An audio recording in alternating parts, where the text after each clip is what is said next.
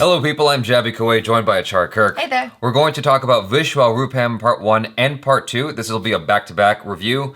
2 for 1, you get both for the price of 1. Whoop. 1 click.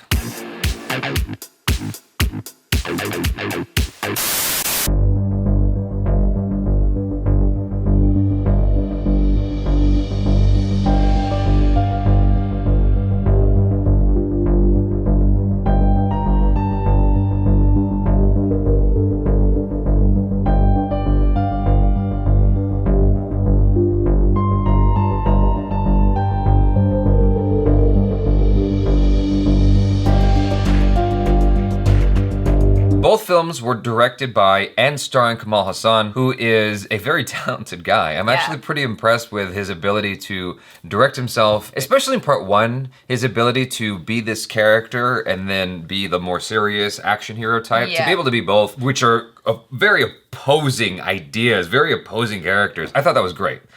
Between the two films, I thought that VISHWAROOPAM Part 1 was the much better film. It was far superior in terms of the levity, in terms of the action, in terms of the way it was put together. Yeah. And in terms of just sheer heart, I thought Part 1 was a much better movie. I agree. Part 2 felt like it was borrowing a lot from Part 1. It was like going back to Part 1 a lot. It didn't feel like its own story at all.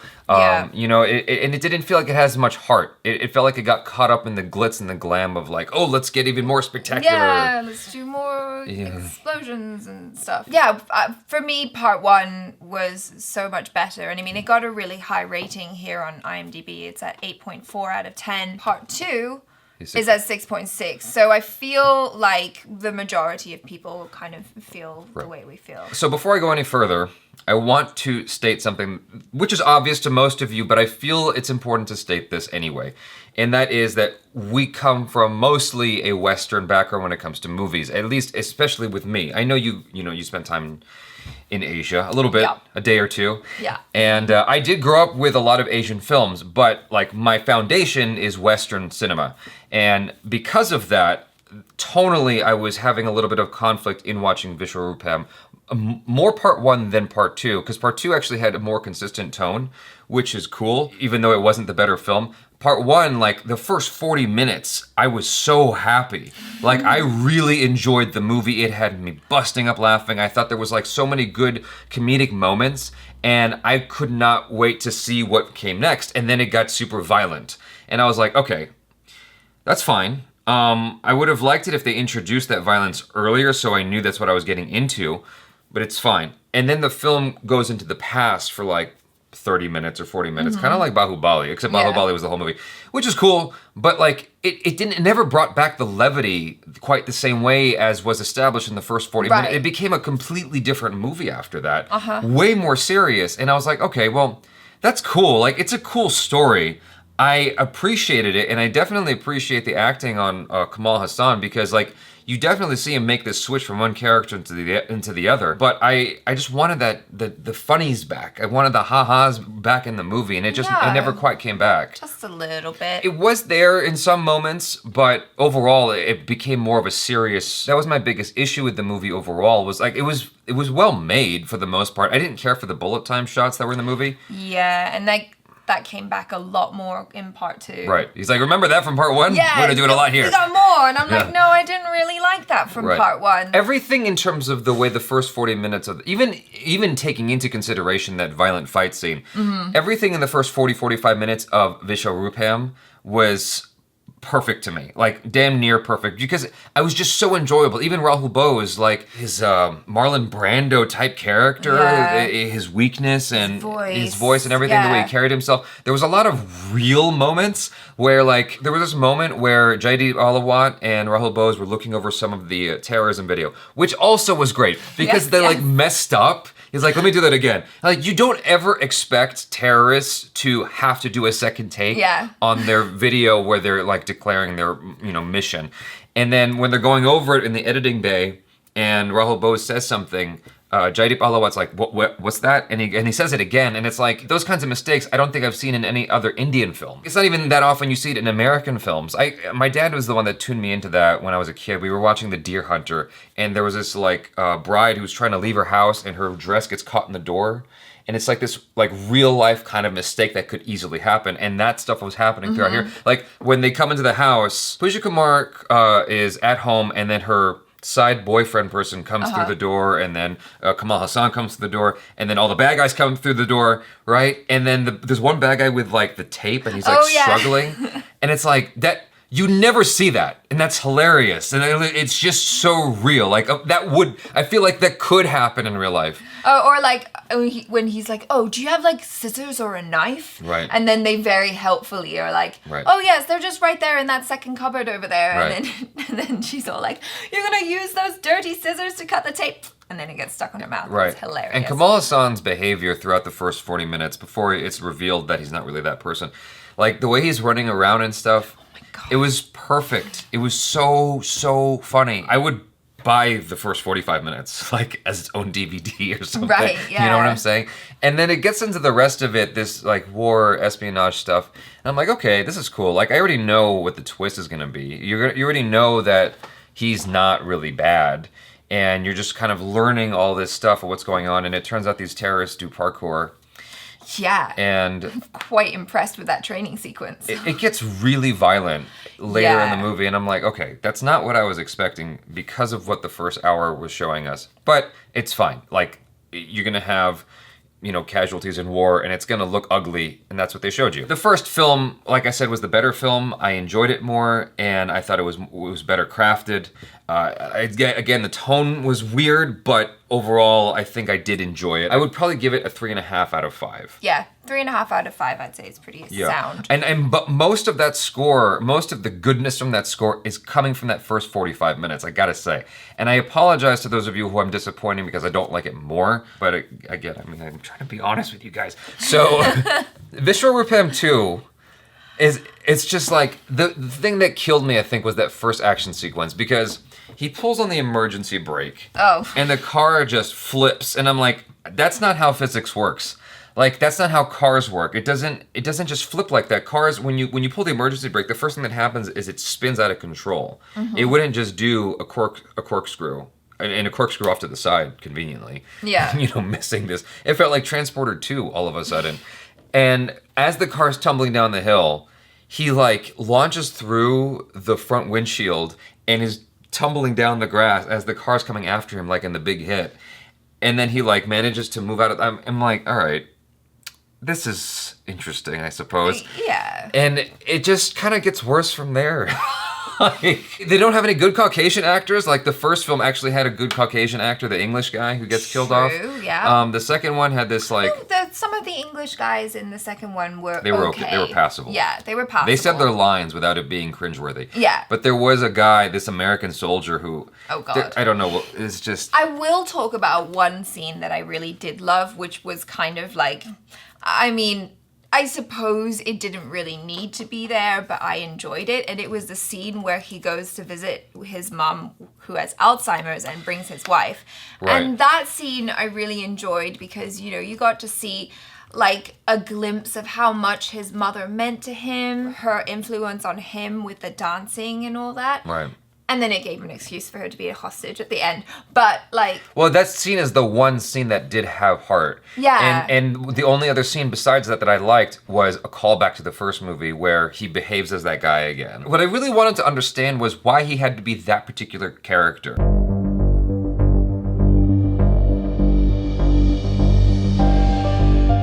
I feel like the film should have started off with that. I feel like part 2 could have started off with a little bit more backstory of...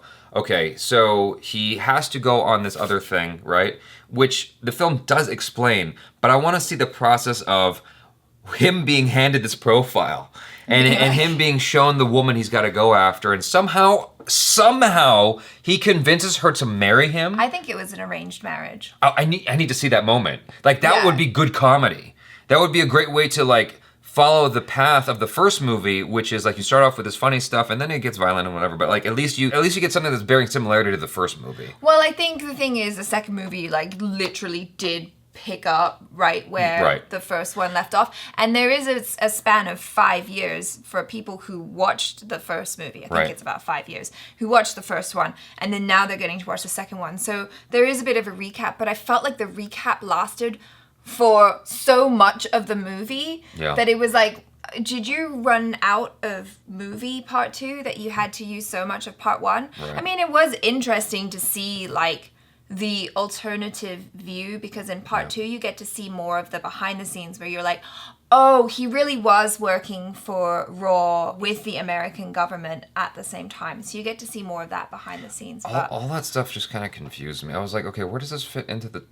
Like, obviously you understand where certain things fit in with the first film, but like the second one is its, you know, even though it's a continuation, it's its own story. And I'm like, okay, so where does this all fit in exactly? The visual effects was very distracting in part 2. Like, I didn't notice the visual effects at all in the first one. Yeah. At all. I didn't pick up, like, other than the obvious bullet time stuff, like, I didn't notice the visual effects, which is a good thing. What is bad, though, is noticing bad visual effects. And there was a lot of green screen usage in part 2 with bad, like, anti-aliasing or something going on. Like, it just had this weird kind of Photoshop feathering effect that they didn't quite get right through a lot of these sequences, because I think a lot of it was shot on a soundstage. It just distracted me. And I'm like, okay, like this wasn't in the first movie. I don't know why they're doing this. They're trying to go bigger and better than the first movie, but in doing so, it's for me, it was drawing attention to the bad visual effects. I feel like in trying to do bigger and better, they lost a lot of the heart, which was really charming in the first movie.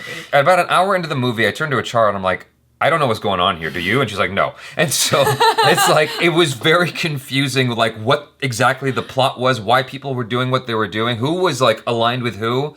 It's just like stuff was happening. It almost felt like the follow-up to Metal Gear Solid. Like, Metal Gear Solid 1 was a great game, and then part 2 was like, everyone's betraying everybody because that's what people like, right? And it's like, no, wait, no. I like the fight scenes better in part 1 than in part 2. I thought the fights, even though it was like very choppy editing, I thought the fight scenes in part 1 were just better crafted. There were some cool ideas for fight scenes in part 2, but I don't feel like it was that well executed. And, that's what bothered me a lot, was the ending of part 2, where it almost did a No Country for Old Men on me, where you're building up this conflict between Wizam, is that his name? And then Rahul Bose. And Omar. Omar, right. These two. You want to see them go head to head. Yeah. And they don't. It's like, that's a flashback that happens. It's like, oh no, that already happened. Let's rewind so you can see that. And then he like goes through the building and he like, he's some like kind of crazy flip with his chair, which is like impossible. Like, the movie. He's a badass though. Now, to be fair, the movie already establishes tonally at the beginning that it's doing impossible stuff. Because he's pulling the emergency brake and the car's flipping. And that whole scene with his friend dying was weird. Because he's like showing him the face of the guy and he just drops the guy. He's like, oh, he's dead. Okay, well. I don't know. Anyway, back to the ending. I wanted to see this thing. I understand that Rahul Bose had cancer or something, or he was like really, not cancer, but he was really sick from working with the missiles and whatnot. Yeah. But like, I don't know. Maybe I'm thinking too formulaic in my mind, but I wanted to see this climactic ending with Rahul Bose there and like all this stuff happening, with everybody in the same room. But instead he was like doing this stuff right outside the room where he was gonna be exploded. And then he jumps through the window to fight Jaby ASIA. And it's like, it felt kind of messy. Like, I didn't feel as well put together as the first movie. Now, that being said, the first movie ended abruptly. I was just about to say that. Yeah. Overall, the first movie was better, but I was like, wait, so where did this ending come from? Yeah, like, it just kind of happened. Yeah, there was nothing. It was like, oh, and he got away, but like there wasn't a real chase or anything. Right. Like he was just like, and I'm on a plane leaving. In my estimation, it seems like, and I don't know anything about the behind the scenes, this is all conjecture, but looking at it, it seems like Kamal Haasan had a lot of ideas, right? And he just really wanted to do all of his ideas. And then he shot all of it, and then he realized he didn't quite have enough story for a second part, but he had enough for a first movie, and he needed to make up some more stuff for a second part, so he did. And it just didn't quite come together as well as the first movie. I agree with you that the scene with the mom was the only scene that had heart. I don't know why I'm bringing that up. It just came to my brain right now. I'm like, that is the one scene that had heart and actually had feeling to it, and include you in more as to what was going on in the backstory without being like, hey, remember this in part 1? Well, here's a little bit more of that, but from a different angle. It's like, that's I don't know. It kind of bothers me when movies do that too much. I feel like that's fine to do if it's used as a like climactic reveal or something. Right. In that way, then you're like, oh, I thought he was the bad guy, but really he was the good guy all along, like Professor Snape. Right. Yeah. Yeah, that's more like dramatic to me. You get one of those. Yeah. But when your movie's that.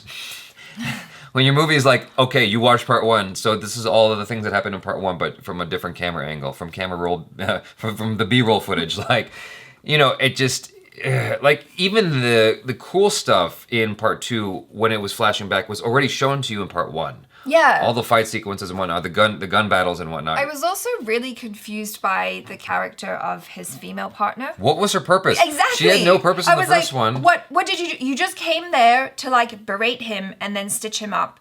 And then in the second movie, you're just there to tease him and his wife about their burgeoning like new romance now that he's not this effeminate dance teacher. And then you don't even kick ass that hard. I mean, she does kick ass in one scene, but then she just dies.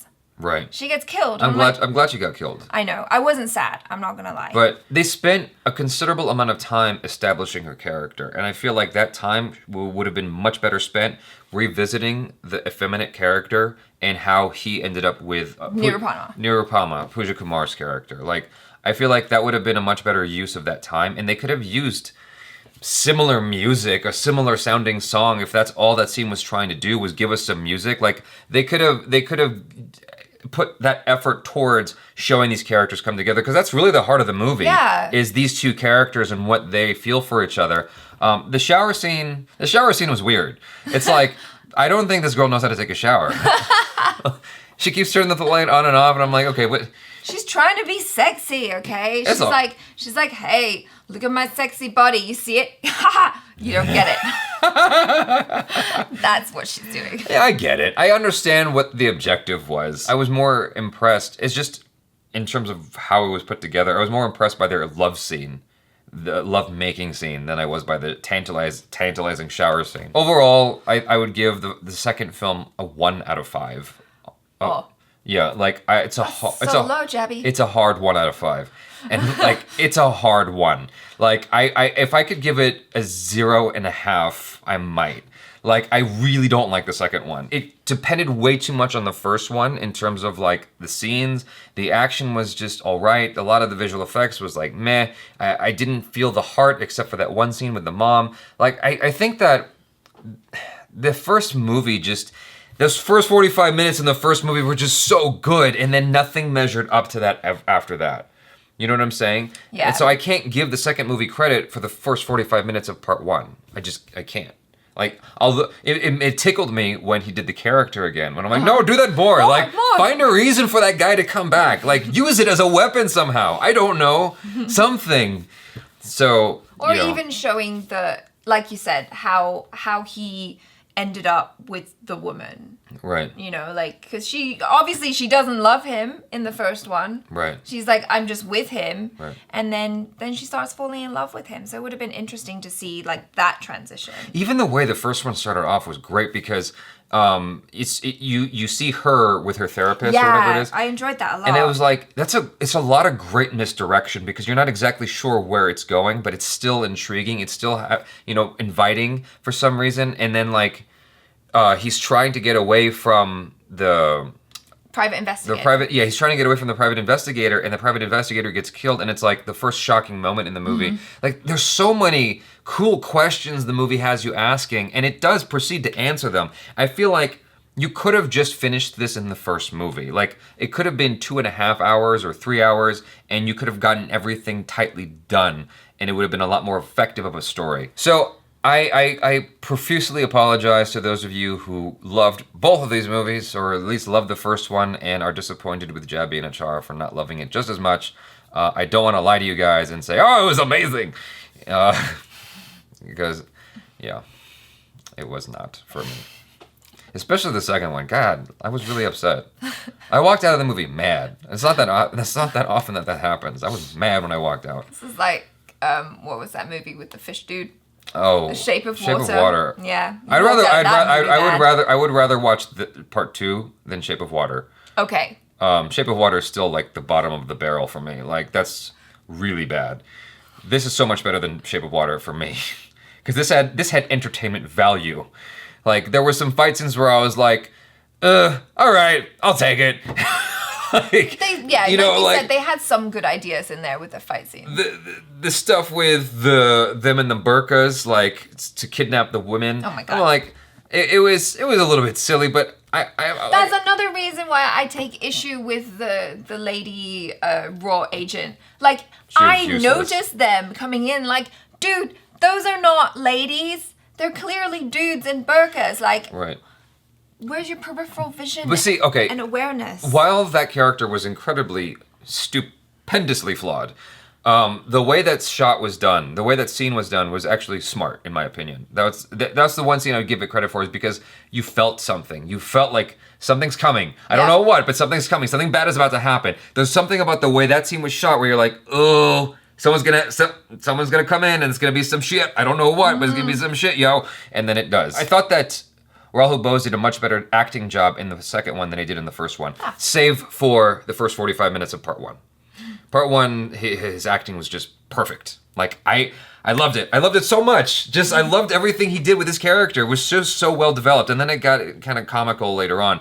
And then in part two, it was more restrained and grounded for me. Jaideep Aldawat's acting was also better in the second one, if I recall correctly. I think in the first one, it was a little bit, like, just a lot. It was especially having watched him in Hindi movies, I'm like, this is Jaideep Aldawat? Like, he's really overacting. And then the second one, it was more restrained and it was more, like, centered. I haven't talked about it at all, but I really like Kamal Haasan's voice. I think he's got a great voice. Yeah. Like, when he's speaking English, especially, I can hear it better. And it's a nice quality to his voice. Mm-hmm. I think that, again, I want to I'm experiencing the same kind of disappointment I experienced with Split, where it's like, no, I wanted more though. Yeah. Like, I wanted to see more personalities. Like, what else has he done? Like, what other characters has he been?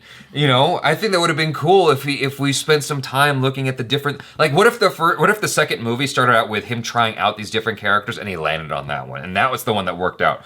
You know what I'm saying? Like, yeah. I feel like you could have had so much more fun with the second movie, but it did not. But I mean, it clearly showcased his acting skill, because I believe, Kamal Haasan is a award-winning actor. Yeah, he's good. And he's really good. And what I really like about him as well is, like, when he's playing the dance teacher guy, he's so committed that, even when he's running away, you pointed out, like, he's running away in, like, a really effeminate style. It was perfect. Yeah, it was great. And then, but when he's playing, like, just the straight character, he's also really great, and I love the kindness that comes out in his eyes. Like, I can tell, a lot's going on just by looking at his eyes. I think the last thing I want to say is this, and this is a nitpick, but I am not ashamed to say it. In part two, there's a scene when they come back to a hotel, and Kamal Haasan literally, like, tosses his gun on the bed. I'm like, dude, are you kidding me? That's a loaded weapon. Yep. If you took it out and took out the I forget what they call it. The magazine. The one shot that's inside in the clip still, inside the gun still. Okay. There's usually like one that's still in there. At least according to the movies. If he had done all that like in a cool Jackie Chan style and then tossed it on the bed, fine. But he literally just tossed the gun. And the movie established earlier that just falling on top of an RPG will send it launching. That's not how RPGs work, but fine. Someone falls on top of it, it shoots off. Then the same rule should be applied with the gun. When he tossed the gun on the bed, it should have gone off. I don't know. Yeah. Anyway. It's a nitpick, but my heart did kind of stop for a second. I was like, oh my God, there's going to be like a gun shooting accident in the bed. Right. All romance is off. Despite my frustrations with both films, I liked the cast overall. I thought the cast was great, except for some of the white actors in part two.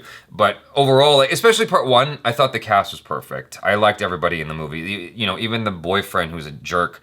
Kamal Haasan was great. Rahul Bose was great. Everybody. I also enjoyed Pooja Kumar as well. No, all of them were awesome, actually. That's the one thing I really appreciated was the character work in the movie. Everybody had their own individual characters, and they didn't feel like, for Kamal Haasan's writing, there didn't feel like any overlap in terms of characters. It felt like everybody was very individual, had their own personalities, and I thought that was great, because that's very hard to do as a writer. That's it, you guys. If you made it this far, you can say hashtag Jaby we still love you. If you do. That would make me happy.